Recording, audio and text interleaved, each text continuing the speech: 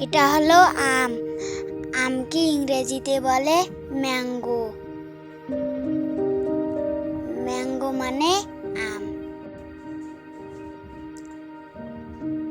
এটা হলো আপেল। আপেলকে ইংরেজিতে বলে অ্যাপেল। অ্যাপেল মানে আপেল।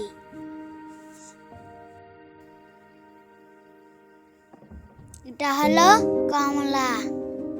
কমলাকে ইংরেজিতে বলে অরেঞ্জ। অরেঞ্জ মানে কমলা।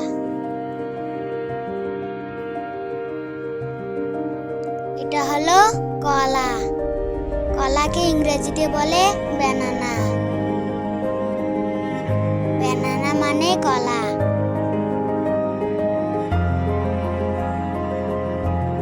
এটা হলো তরমুজ। তরমুজকে ইংরেজিতে বলে ওয়াটারমেলন।